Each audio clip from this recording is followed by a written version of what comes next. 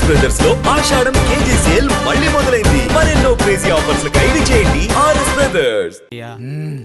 దేవుడిచ్చిన ప్రసాదం అనుకుని నలుగురిని కన్నాను, ముగ్గురికి పెళ్లి చేయగలిగానయ్యా. ఈ ఊరు ఏమిచ్చినా మీరు తీసుకుంటారు కదయ్యా, ఇది మిగిలిపోయింది. తమరే ఏదో ఒకటి చెయ్యండి అయ్యా.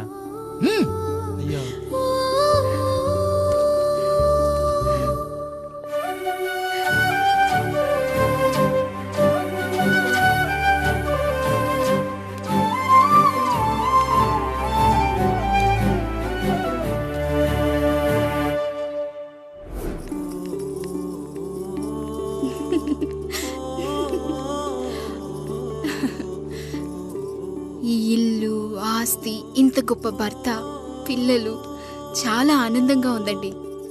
కానీ నాకు ఒకటే లోటు, మన తర్వాత మన పిల్లల్ని చూసుకోవడానికి వీళ్ళకొక అన్నయ్య కావాలండి.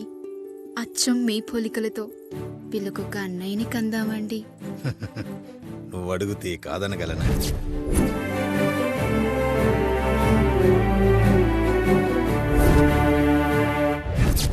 నానా రాయుడెక్కడా? ఇప్పుడే వస్తున్నాను నాన్న.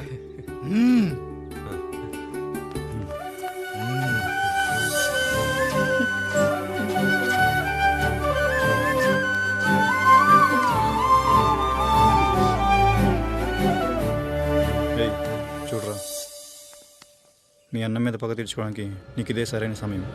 పర్లేదంటావా? ఏం పర్వాలేదు. అయ్యా, ఎరా రంగా, ఏం కావాలో అడగరా. నీకంటూ ఏమి ఇవ్వలేదు, నువ్వు ఏమి అడగలేదు, చెప్పరా. మా అన్నకు నాకు పడట్లేదయ్యా. తోడ పుట్టినవాడని చాలా సహించాను. అడ్డమైన దానాలు చేసి ఆస్తి మొత్తం పోగొట్టాడు. ఇప్పుడేం కావాలరా? కొద్దిగా ఈ కత్తి తీసుకొని వాడిని చంపి పెట్టండి అయ్యా.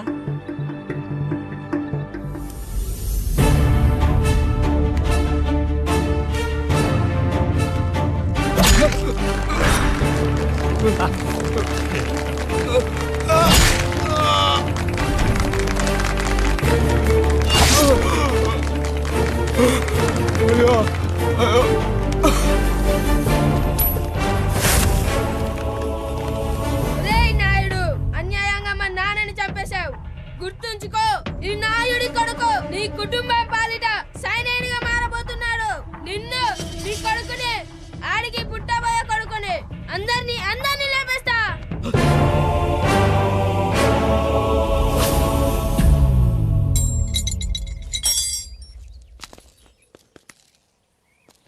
ఏం జరిగింది? మీరు హత్య చేసినట్టు ఇప్పుడే సమాచారం అందింది. తగిన సాక్ష్యాధారాలు పరిశీలించిన పిమ్మట మీకు యావజ్జీవ కారాగార శిక్ష, 2000 రూపాయల జరిమానా విధిస్తూ అరెస్ట్ చేస్తున్నాను. అయ్యగారు నా కోసం చేసిన త్యాగాన్ని హత్య అంటుందా మీ చట్టం? ఇదెక్కడ న్యాయం? మనిషికి ఇచ్చిన మాట నిలబెట్టుకుంటే అరెస్ట్ చేస్తారా? ఏ దేశంలో ఉంది చట్టం? నన్ను ఏం చేయమంటారు రాయుడు గారు?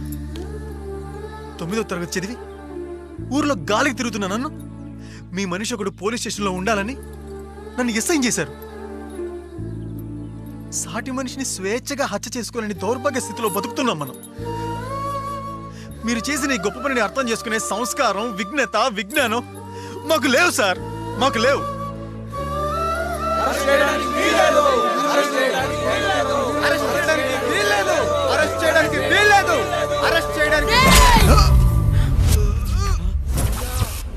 నాయుడు గారు,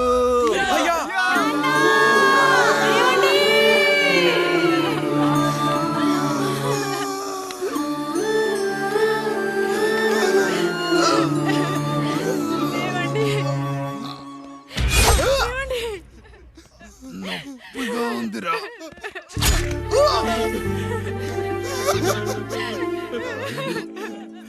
సుధా, నేను లేకుండా ఎలా ఉండగా?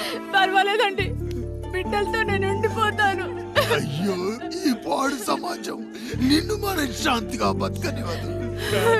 ఇంతమంది పిల్లల్ని చూసుకుంటూ భర్త లేకుండా ఎలా బతకగలం?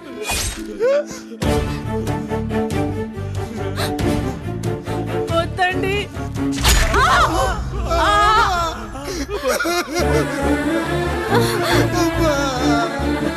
రాయుడు, బిడ్డలు జాగ్రత్త.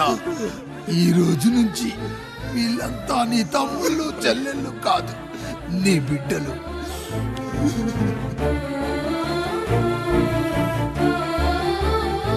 ఎక్కడికి వెళ్ళనురా. నీ కష్టం వస్తే ఒక్కసారి నాన్న అని పిలవరా. ఆ సమాధిలోంచి అయినా లేచొస్తా.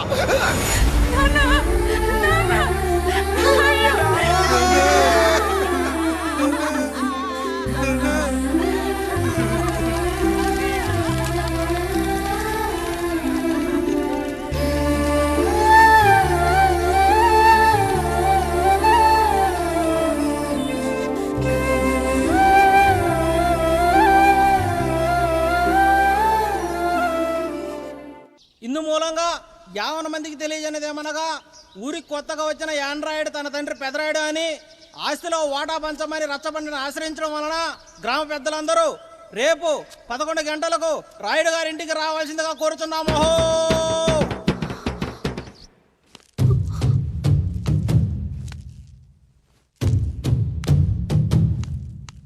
ఎందుకొచ్చారు?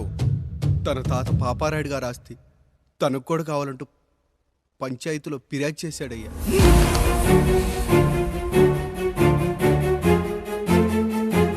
మస్తా గారు ఆ దస్తావేజులు ఇవ్వండి. అయ్యా మరి మా సంగతి ఏంటి? అడగరేంటి? అవునన్నయ్య. ఈరోజు మీ పన్మేష్ కొడుకొచ్చాడు, రేపు ఆ పాలదం కూతురు వస్తుంది. ఇలా వచ్చినోళ్ళంతా మీ సంతానమేని తెలిసాక అదిగో ఆ కాముడు చెప్పినట్టు మా ఆయన వాటా కిందో బాత్రూము, నాకో సబ్బు బిల్ల, నా పుట్టబోయే బిడ్డకు ఒక బొట్టు బిల్ల, ఇదే మిగులుతుంది. అయినా ఊరి జనాభా కన్నా అన్నయ్య పిల్లల సంఖ్య ఎక్కువైపోతుంది. వాళ్ళందరూ ఇంటి మీదకి వచ్చేలోపు మా ఆస్తి మాకు ఇచ్చేస్తే మా బతుకులు మేము బతికేస్తాంగా. అవునన్నయ్య, మా ఆస్తి మాకు కావాలంతే. ఎవరిని పట్టుకుని ఏం మాట్లాడుతున్నారయ్యా? ఉన్నప్పటి నుంచి ఆయన మిమ్మల్ని సాగుతూ ఉన్నారు. ఈరోజు పెరిగి పండయ్యాక మా దారి మేము చూసుకుంటా అనడం న్యాయం కాదయ్యా, న్యాయం కాదు. ఏ ఆయన నీకో కొడుకునిచ్చాడా? వాడి పేరేంటి? ఐఫోనా? ఎరా ఆస్తి కావాలా? 4 బ్రష్లతో తోముకుంటే ఎక్కడ విడిపోతామో అని నా బ్రష్ టూత్ పేస్ట్ నీకు త్యాగం చేసినప్పుడు అప్పుడు అడగాల్సిందిరా అన్నయ్య ఆస్తి కావాలి అని. ఎరా నేను వాడిపారేసిన లంగోటాలు మార్చి మార్చి చొక్కాలు చేతిగుడ్డలుగా వాడారే, అప్పుడు అడగాల్సిందిరా అన్నయ్య ఆస్తి పంచు అని. నువ్వు 6 నెలల పసికందుగా ఉన్నప్పుడు పాల కోసం ఏడుస్తుంటే నిన్ను తీసుకెళ్లి పసుల దొడ్లో కట్టేశానే, అప్పుడు అడగాల్సిందిరా అన్నయ్య నాకు ఆస్తి కావాలి అని. మా తండ్రి గారు పాపారాయుడు పోలికలు నాకు, నా పోలికలు ఆండ్రాయిడ్కి. అసలు మా కుటుంబంలో ఏ పోలికలు లేని మీకు ఎందుకు ఇవ్వాలరా ఆస్తి? ఆస్తి లేదు, గీస్తి లేదు. Get out, get out, get out, get out, get out, get out అని నేను అనొచ్చు, కానీ అనగలనట్రా? అనలేను. ఎందుకంటే మీరంతా నా తమ్ముళ్ళు, నా చెల్లెళ్ళు. రక్తం తాగిన దోమ కూడా వెళ్ళేటప్పుడు కృతజ్ఞతగా ఏ మలేరియానో టైఫాయిడో వదిలి వెళ్తుంది. కానీ రక్తం పంచుకొని పుట్టిన మీరు ఈ అన్నయ్య కోసం ఆస్తి కూడా వదల్లేకపోతున్నారు కదరా. గుమస్తా గారు, నా యావదాస్తి నా తమ్ముళ్లకు చెల్లెళ్లకు వాళ్ళ పేర్ల మీద రాయండి. నాకు చిల్లి గవ్వ కూడా అక్కర్లేదు. ఇక ఈ ఇంటికి నాకు ఎటువంటి సంబంధం లేదు. లక్ష్మి, సావిత్రి, మీ చీరలు విప్పేయండి. ఇక్కడికి వచ్చేటప్పుడు ఏ చీరలు కట్టుకున్నారో వెళ్ళేటప్పుడు కూడా అదే చీరలు కట్టుకోండి. వెళ్ళిపోదాం. దస్తావేజులు తీసుకురండి.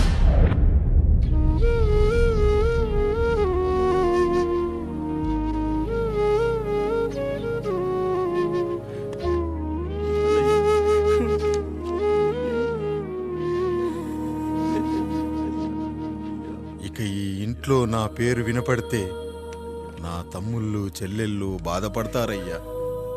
ఈ ఇంట్లోనే కాదు, ఈ దస్తావేజులో కూడా నా పేరు ఉండకూడదు. నేను ఇక్కడ సంతకం పెట్టి వీళ్ళ మనసు నొప్పించలేను. అయ్యా మొత్తం వదిలేసి మీరెలా బతుకుతారయ్యా? ఎండకు నీడలా, వర్షానికి గొడుగులా నన్ను ఇన్నాళ్ళు కాపాడింది. కష్టాల్లో సుఖాల్లో నాకు తోడుగా నిలిచింది. నా నిజమైన ఆస్తిని కుటుంబ గౌరవాన్ని కాపాడింది. ఇదేరా నా ఆస్తి అంతస్తు. ఇది మా నాన్నగారిచ్చిన లంగోట. బంగారం లాంటి తమ్ముళ్ళే లేనప్పుడు నాకు మాత్రం ఈ బట్టలెందుకురా? వెతికిన దొరకదే రూపం, అరి పిలిచిన పలకదే ప్రాణం. వెతికా నువ్వు నడిచిన దారుల్లో, బ్రతికే నువ్వు విడిచిన శ్వాసల్లో. హో నీడ నడిగా గాలి నడిగా ఎక్కడని నా ప్రాణం. ఏరు నడిగా ఊరు నడిగా ఎందుకని మౌనం. బాధనను విడువనని తడిమినది వెంటపడి.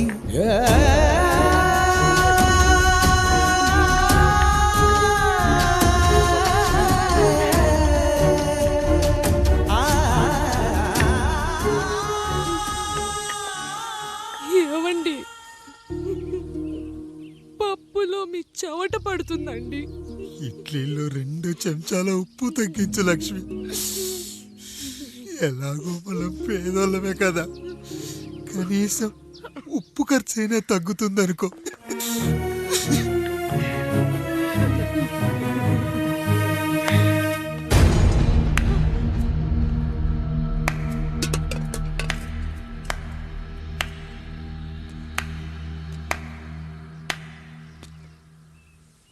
పప్పు రుబ్బుతున్నావా పెదరాయుడు?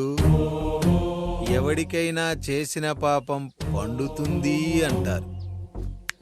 నీకు మాత్రం అదిగో అలా పిండయింది. అరే రే రే రే రే, చేతి నిండా భార్యలు, ఇంటి నిండా బంధువులు, బీరువా నిండా డబ్బులు, ఊరి నిండా జనాలు. ఏరి ఎక్కడ? ఇంటర్వెల్ ముందు ఇంటర్ చదివే కుర్రాడు ఏదో ఆవేశంగా డైలాగులు చెప్పాడు, సెకండ్ హాఫ్ కు మర్చిపోతాడు అనుకున్నావు కదూ? మర్చిపోవడానికి నువ్వు నాకు ఇచ్చింది అప్పు కాదు, ద్రోహం. అమ్మ వచ్చిన ప్రతిసారి అడిగేవాణ్ణి, అమ్మా నాన్నెక్కడా అని. నీ గురించి తెలిసాక నీ ముందుకొచ్చా, నీ బ్రతుకుని ఇక్కడి దాకా తీసుకొచ్చా. పిక్చర్ అభి బాకీ హే మేరా పితాజీ. నిన్నిలాగే వదిలేస్తే ఈ ఆండ్రాయిడ్ తో వదలవు. సామ్సంగ్లు, హెచ్టీసీలు, లెనోవాలు అంటూ కనిపారేస్తూ మా అమ్మ లాంటోళ్ళ కోసం తిరుగుతూనే ఉంటావు.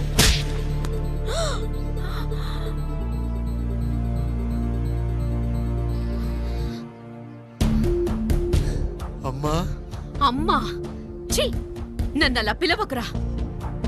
ఎవరిని పట్టుకొని ఎన్ని మాటలు అంటున్నావురా? రాయికి వరమిచ్చిన రాముడు దేవుడైతే, ద్రౌపదికి చీరిచ్చిన కృష్ణుడు దేవుడైతే, నాకు తన సంతోషం.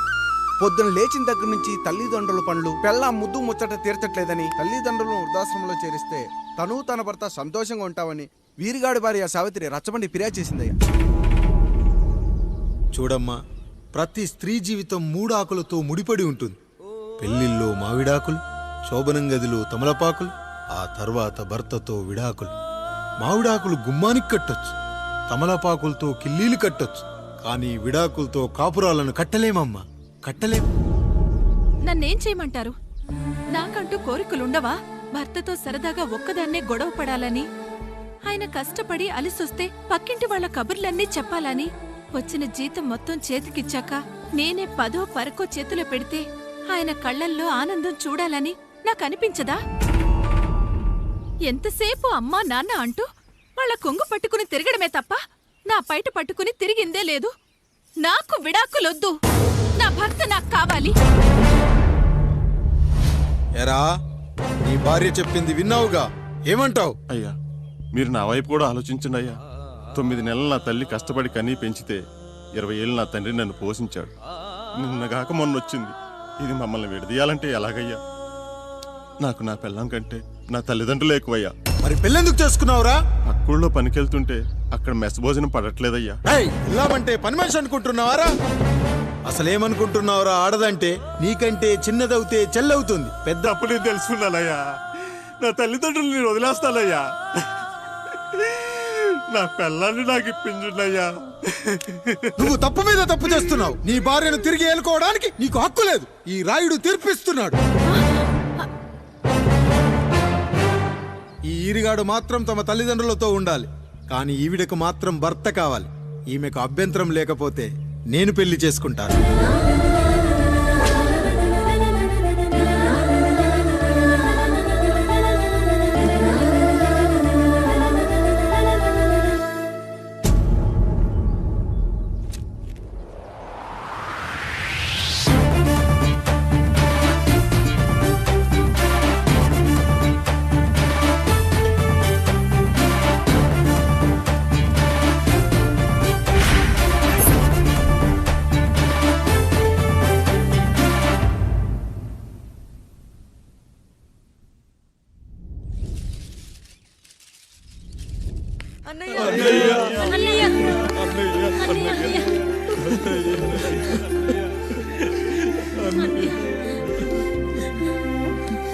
రాత్రి చాలా భయం వేసిందనయ్యా.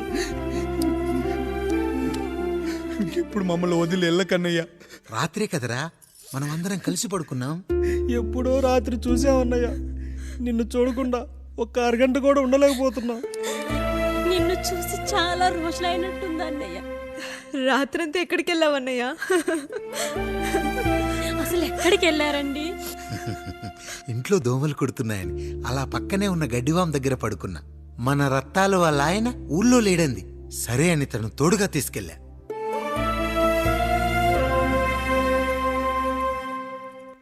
మీ సావుకటే మీ కుటుంబం నుంచి మిమ్మల్ని విడదీయాలయ్యా.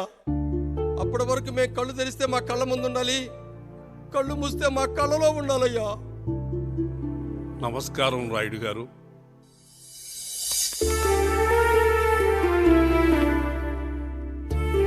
నమస్తే. ఏం జడ్జి గారు ఎప్పుడొచ్చారు? ఇప్పుడే. రాయుడు గారు, మీ కుటుంబం గురించి వినడమే గాని ఇప్పుడే చూస్తున్నాను. ఒక్కసారి మీ కుటుంబ సభ్యుల్ని నాకు పరిచయం చేయండి రాయుడు గారు. వాళ్ళు నా తమ్ముళ్ళు. నమస్కారం. మొత్తం ముగ్గురా? కాదు, నలుగురు. వాడు వేరే షూట్లో ఉన్నాడు. వీళ్ళు నా చెల్లెళ్ళు. నమస్కారం తల్లి. వీళ్ళు నా భార్యలు. నమస్కారం అమ్మా. వీళ్ళు నా బంధువులు. నమస్కారం. నా జీవితంలో ఎంతో ముఖ్యమైన, ఇష్టమైన, ప్రాణమైన మరో మనిషిని మీకు పరిచయం చేయాలి. ఆవిడే.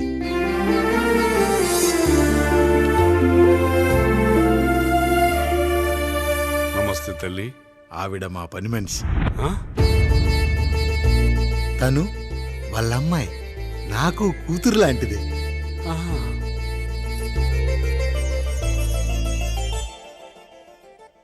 ఆ ఫోటోలోని వ్యక్తి ఎవరమ్మా? మీ ఆయన?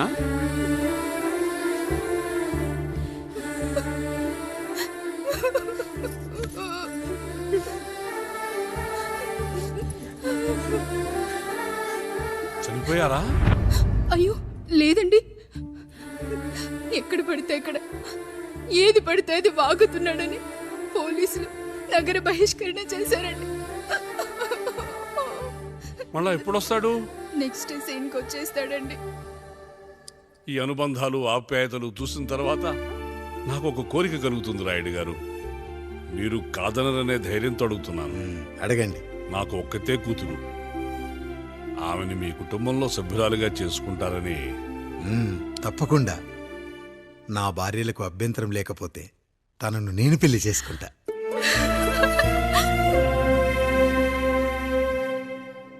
అయ్యో, మీరు పొరపాటుగా అర్థం చేసుకున్నారు. మీ పెద్ద తమ్ముడికి ఇచ్చి చేస్తారని.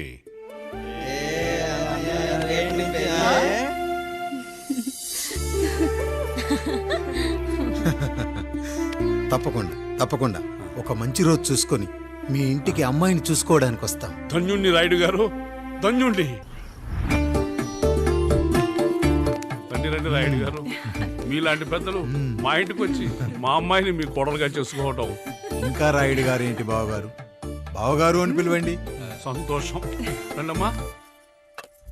త్వరగా అమ్మాయిని పిలిపించండి. మా వాడు అసలే ఆగలేకపోతున్నాడు.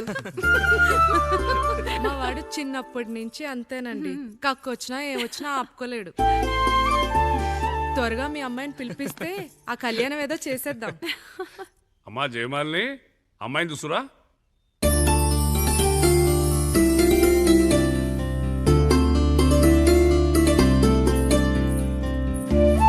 కూర్చోమ్మా.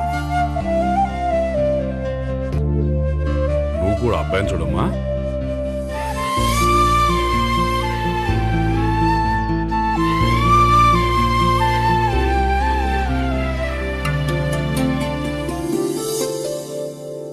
అమ్మాయి అని చెప్పుకోవడం కాదు కానీ అసలు ఈ కాలపిల్ల కాదు బావగారు. రాత్రంతా బయట తిరిగినా కోడి కుయ్యకు ముందు ఇంటికి వచ్చేస్తుందండి. మళ్ళా ఊరంతా నిద్రలేగిస్తే తప్పుగా అనుకుంటారు కదా. తను తిరిగే స్నేహితుల్లో పచ్చి తాగుబోతులు తిరుగుబోతులు ఉన్నారు. కానీ ఆ విషయాన్ని తన మనసులోనే పెట్టుకుంటుంది కానీ స్నేహితుల గురించి ఎప్పుడూ చెడుగా చెప్పింది లేదు బావగారు. దీని చిన్నప్పుడే నా భార్య కారు డ్రైవర్తో కలిసి పక్క సందులోనే కూరగాయల మార్కెట్కి వెళ్ళి తప్పిపోయారు. అప్పటి నుంచి ఎంత వెతికించినా మా డ్రైవరు కనపడలేదు, నా భార్య దొరకలేదు.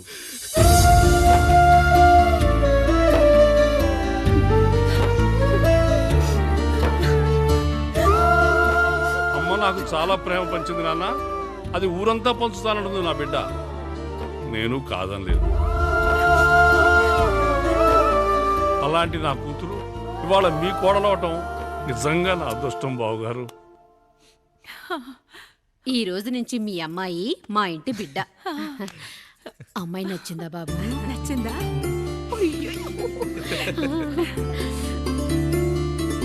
వాడికేం తెలుసు అన్నయ్య గారు, చిన్న పిల్లాడు. ఇప్పటికీ ఆకుని చెవులో పువ్వుని నోట్లో పెట్టుకొని తిరుగుతూ ఉంటాడు.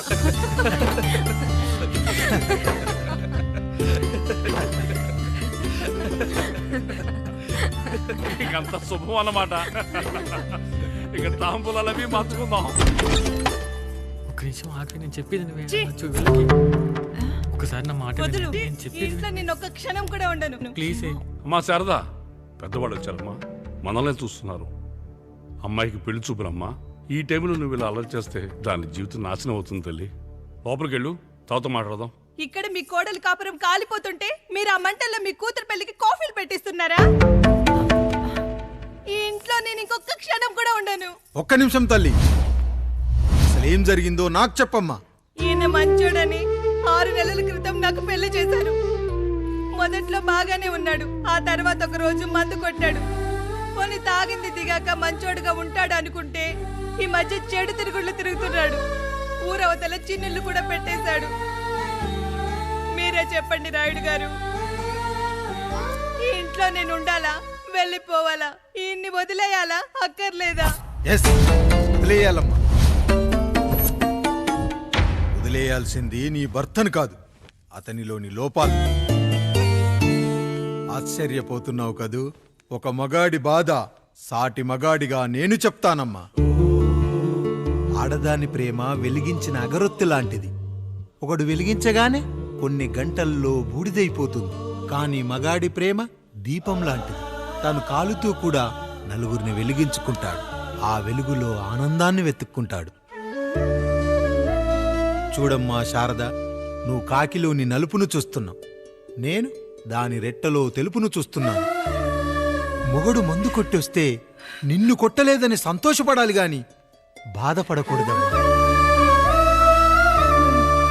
ఇక చిన్నిల్లు సంగతి అంటావా? రుచిగా ఉందని లొట్టలేసుకుంటూ సగం తిన్న బిర్యానీలో కుక్క మూతి పెట్టిందని తెలిసాక దాన్ని పారేసుకుని ఆకలిని చంపుకోవడం కంటే నాకింది మనింటి కుక్కే కదా దాని మూతిపళ్ళు రాలగొట్టి ఇంట్లో కట్టేయాలి. నీ భర్త కూడా అలాంటి కుక్కలాంటి వాడేనమ్మా.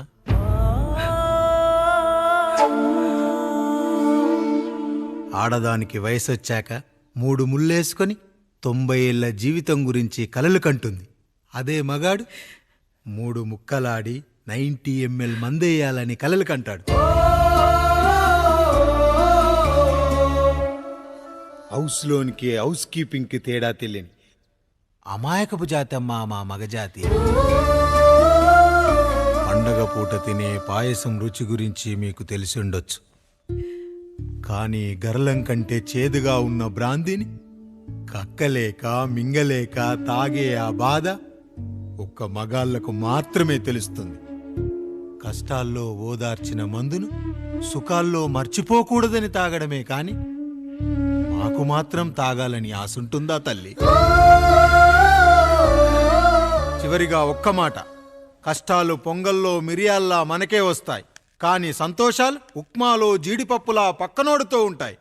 ఎదుటివాడి ఉప్మాలో కూడా పనికిరాని కరివేపాకుంటుందని సర్దుకుపోవడమే జీవితమమ్మా. రాయుడు గారు, నన్ను క్షమించండి. రాయుడు గారు, నన్ను క్షమించండి. నా తప్పు నేను తెలుసుకున్నాను. ఈ రోజు నా ఇద్దరి బిడ్డల జీవితాన్ని కాపాడారు రాయుడు గారు. ఈ శుభ కార్యక్రమాన్ని కూడా మీరే జరిపించండి. తప్పకుండా.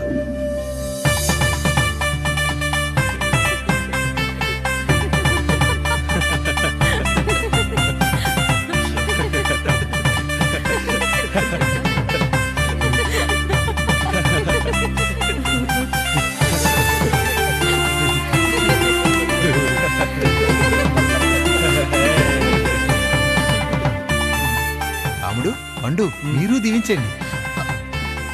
మేము దీవించండి.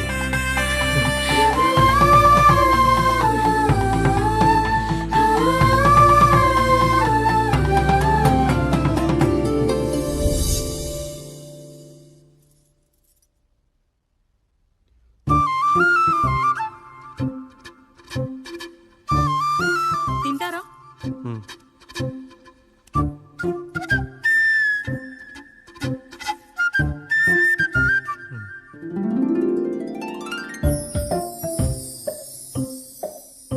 ఫస్ట్ టైమా?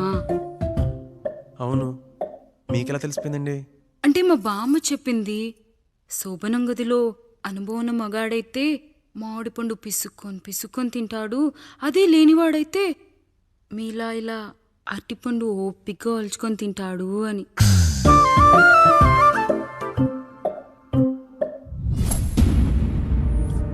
ఏంటవి? అవేంటో తెలీదా? ఫ్రెండ్స్కి పెళ్ళని చెప్తే హ్యాపీ బర్త్డే అనుకొని బెలూన్స్ ఇచ్చారు, ఫీల్ అవుతారు కదా అని 4 అక్కడ కట్టాను.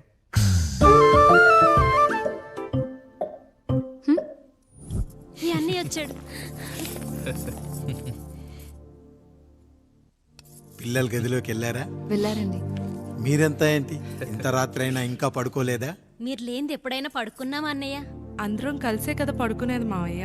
సరే సరే, అందరం పెద్దోడి గదిలో పడుకుందాం. ఈ రోజు వాడి శోభనం కదా, అసలే కొత్త. పక్కనుంటే ధైర్యంగా ఉంటుంది. పక్క నుండి దగ్గరుండి జరిపిద్దాం. పదండి.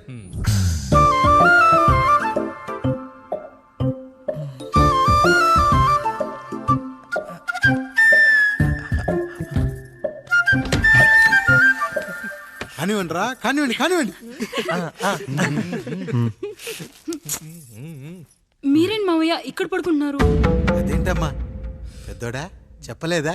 మేమంతా కలిసే పడుకుంటామమ్మా. నువ్వు మాతో పాటే. అవును భార్గవి. మీరు ఊరుకోండి. మీరు ఇక్కడ పడుకోవడం నాకు ఇష్టం లేదు మావయ్య.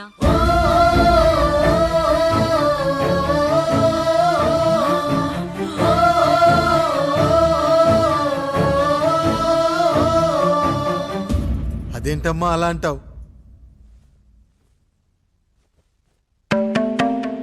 ఎన్నో చూశాం, ఎన్నో చేశాం.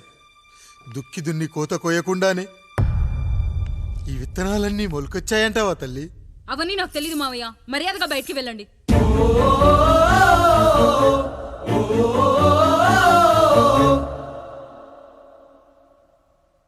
కనీసం ఆ మూలనైనా పడుకుంటామమ్మా. నువ్వైనా చెప్పరా పెద్దోడా? అంటే తను ఇబ్బంది పడుతుంది కదా నాన్న.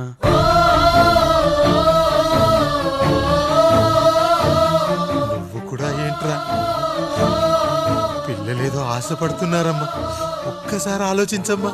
మావయ్య, మీరు బయటికి వెళ్తే మేము తలుపులేస్తాం.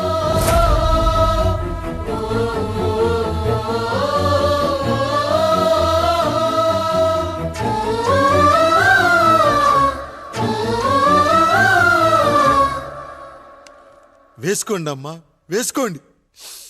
తలుపులు వేసుకోండి.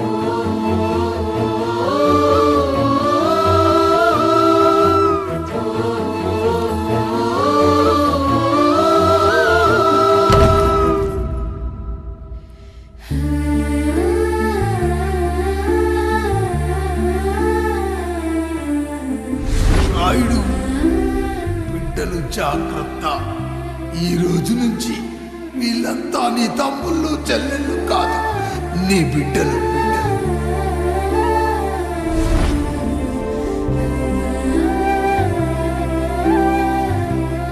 జానకి, ఏమండి సావిత్రి, ఏమండి లక్ష్మి, ఏమండి మన గదిలోకి పదండి. ఇక నుంచి ఎవరి పిల్లలతో వాళ్ళ గదిలోనే పడుకోవాలి. ఇది ఈ రోజు నుంచి ఈ వంశానికి రాస్తున్న కొత్త శాసనం. అయ్యా అలా అరకండి అయ్యా, మీరు లేకుండా మేము ఎప్పుడైనా విడిగా పడుకున్నాము. అంతా కలిసే కదయ్యా పంచుకున్నాం. వెళ్ళరా వెళ్ళు, నీకు భార్య ఉంది, నీకు పడగది ఉంది. వేసుకోండిరా, మీరు వేసుకోండి, తలుపులు వేసుకోండి. మీరు కూడా ఏంటండి పిల్లలేదు?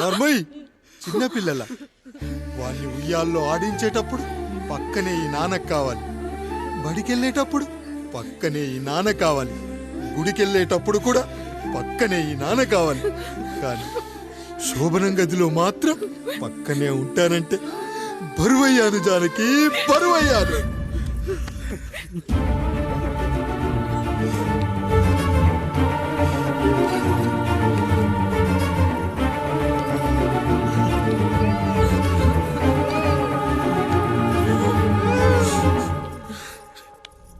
ఏంటండి ఇంకా అదే ఆలోచిస్తున్నారా? ఎలా మర్చిపోగలను లక్ష్మి? జరిగింది ఏదో జరిగిపోయింది, మీరు బాధపడకండి. ఎంత మాట అన్నాడో చూసావా? నా భార్య ఇబ్బంది పడుతుంది, బయటికెళ్ళండి నాన్న అన్నాడు. వాణ్ణి ఎలా పెంచాను? చదువుకుంటే పై చదువులకు వాడు వేరే ఊరు వెళ్లాల్సి వస్తుందని చదివే మాన్పించేశాను. జ్వరం వస్తే ఆ మాత్రలు చేదుగా ఉంటాయని నేనే మింగాను. నోరు తెరిచి అమ్మ కావాలన్నప్పుడల్లా